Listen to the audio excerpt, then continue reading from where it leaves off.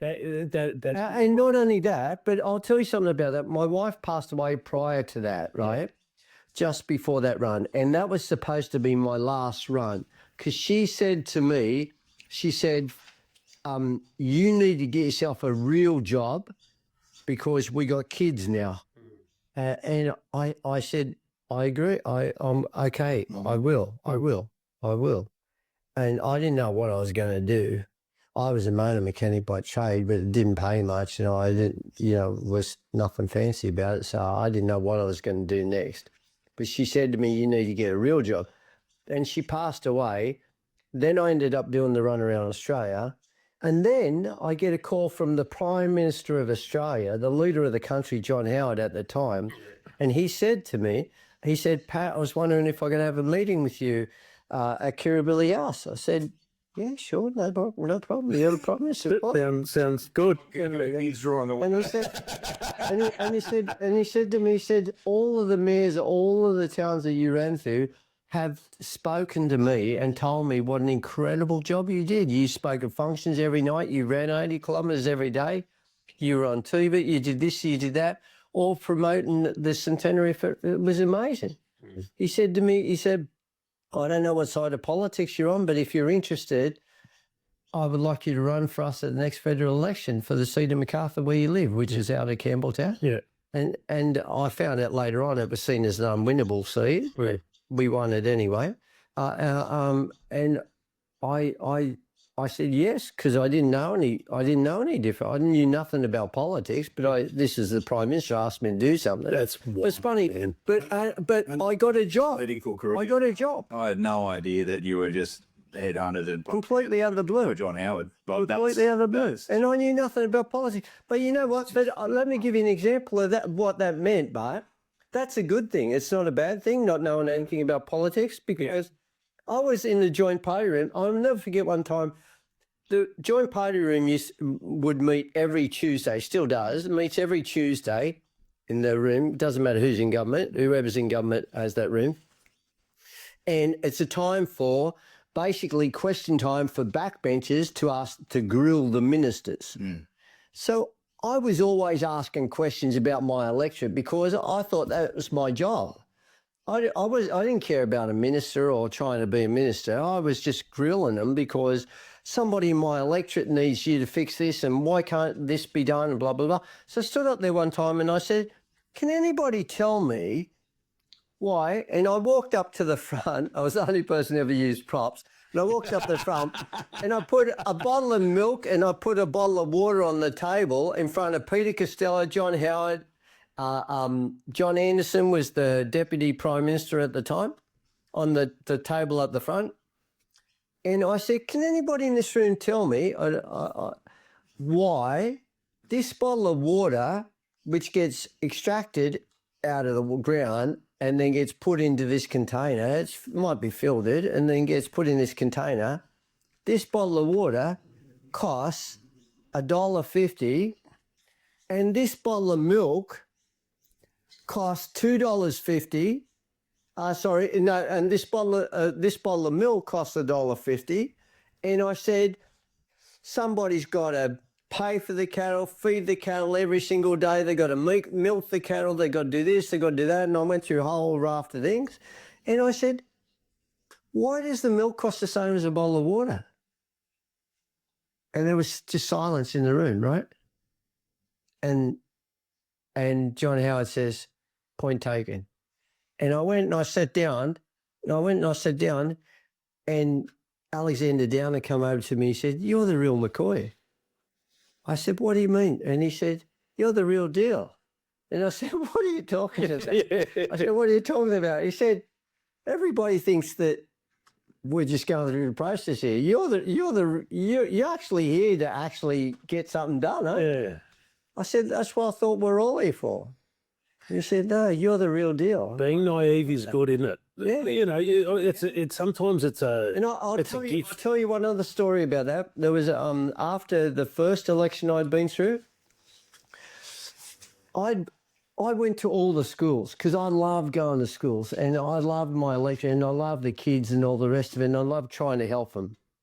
And I said, well, and we'd just come back off Christmas holidays, and I said, you know what? I said, I got a question. So, yes, Pat. And I went up there. I stood up the front. So I always walked up the front. Nobody else walked up the front. I always walked out the room. I walked out the front. And I said, can anybody in this room tell me? I said, you've probably all been to your schools. And they said, yeah. And I said, you know, so you've all been to schools around the area and all the rest of it. And these schools are funded by the state government and they're looked after and they're blah, blah, blah. But we pay to build the schools and all the rest. And I said, so we got all these schools. And I said, we're out there and we're looking after them. And these kids are our future. They are the next Prime Minister. They are the next engineers. They are the next medicos running the hospitals and the country and everything. And I'm going on like this about it. And I said, can anybody tell me? I just can't understand. Every other portfolio's got a minister and a junior minister or a parliamentary secretary. I said, but the education portfolio, we got Brendan Nelson here. He's got nobody to help him, and yet we all, we all think the schools are so important. Why is that? And there was silence because they're all making noise before that while I was talking, and then all of a sudden there's silence. And I went and sat down, and then that was it. And then, so I just said, I just want to know. And I just went and sat down. I sat down, Rod Kent come over to me and he said, that was the best job interview I've ever heard. I said, what do you, Sorry. I said, what do you mean? Anyway, we had the election, we won the election. And then we came back during the holidays. After the election, I get a call from John Howard. He said, Pat, he said, I never forgot that statement that you made in Joint Party Room about Parliamentary Secretary for Education, Science and Training. He said, I want to offer you the job. Oh, fuck. I said, really? And he said, yeah. I said, I just thought I'd get a job in sport. He said, don't push it. But even in your book, though, like you were talking about how that was wild for you. Yeah, because I was just me. Like, I knew nothing about, I didn't know how you're supposed to behave. You left school early. I left school when I was 14 years 14 old. years old. Well, I'll never forget then when I became PALSEC, which is like Junior Minister for Education, Science and Training, I remember going to this school one time and, it wasn't a school, it was a conference and they were all principals there. And the first thing I said, look, I just want to make something clear to all of you. I'm the PALSEC for Education, Science and Training, but I'm the least learned person out of all of you here in this room. I said, I left school when I was 14 years old. I don't deserve to be up here speaking to all of you in front of all of you here in this room. But I am here. So I said, I've got nothing to add to anything for all of you. But I said, I'm here to listen.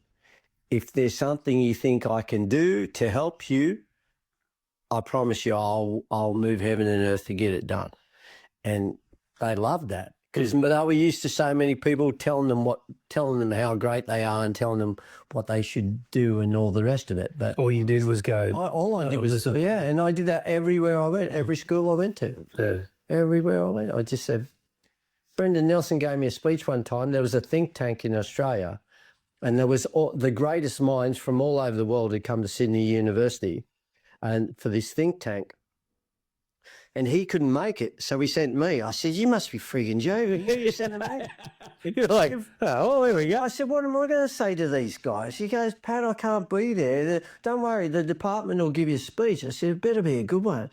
So they gave me this speech and it was bullshit. Like, there's no way in the world I could read out this speech. It was just, it wasn't me.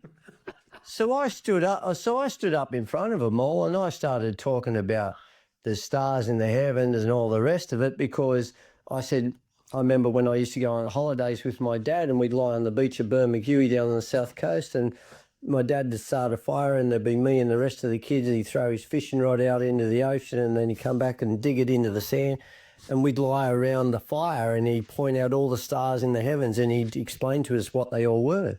And I said, to me, that's science. To me, that's what it's all about. And understanding that there's a universe out there that's way beyond. And I said, all of you are here in this room today. I said, because not only do you understand that, but you're looking beyond that universe. And I said, I was here to give a speech to all of you, but I have no speech to give to all of you, but I've got a question. And I said, my question to all of you is, you're the most learned people on the planet. Can you tell me why you're so smart and why I'm not? And this guy stood up, and I meant it genuinely. I wasn't trying to be rude. And this guy stood up and he said, Pat, it's not that we have, he said, Minister, actually, he said, it's not because we have all the answers, but we have the questions to find the answers. And that's the key to real knowledge, being able to ask the right questions to get the answers, because nobody has all the answers. No. Yeah. And I'll never forget that. I thought that was beautiful, yeah. Well, questions are everything. And like, I work for a family business, right? My job is to sell stuff really effectively. And it was best described to me years ago where it's like you go in and see a doctor, and the doctor goes, Pat, you're unwell. And you go, yeah. And you go, the doctor goes, what's wrong with you? Yeah. And before he says anything, you go, nah, here's a script. See you later, right? If you don't ask questions that dive into things and understand people and their context and all of those things, you won't get, well, first of all, you won't get the answer you want, but nor do you understand where you got to guide those conversations, you know? And it's, I always remember that. It's like the doctor just giving you a script and going, there you go. It's exactly like Yeah, that. It's exactly like that. well,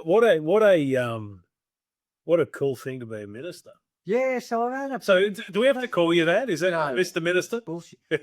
That's what, like I say to I say to my kids, if I died tomorrow, don't be upset, because I feel like I've had like 5 lifetimes. Because there was when your mother was alive, you know, when Lisa was alive, I said we were teenagers, we fell in love, and you know, I was a motor mechanic, and we were just kids, and we were doing all these crazy things together, and you know, and then we got married, and you're the result of it all.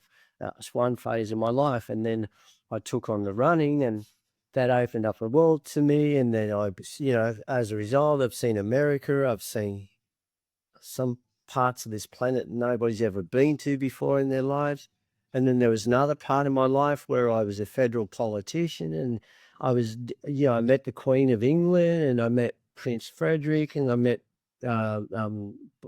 George Bush, and I met all these incredible people from around the world that are world leaders, you know, and there was that part of my life. And then there's this other part of my life, which is you guys, like my kids and me as a family, just the 3 of us, nobody else.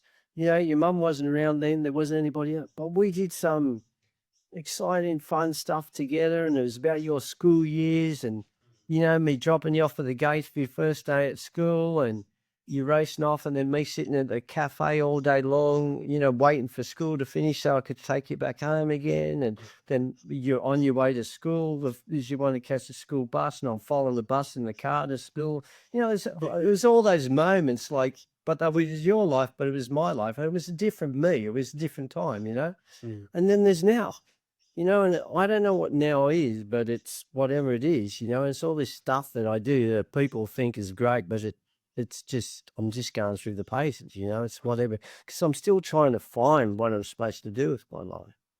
But, you know, that's it in essence, isn't it? I mean, none of us know what we're supposed to do. And then we regret, oh, why didn't I do this? Why didn't I do that? Well, every time something's come along, I've done it. So I feel like I've lived a good life. I said, you know, when I die, just put on the tombstone at the top, just put rest in peace.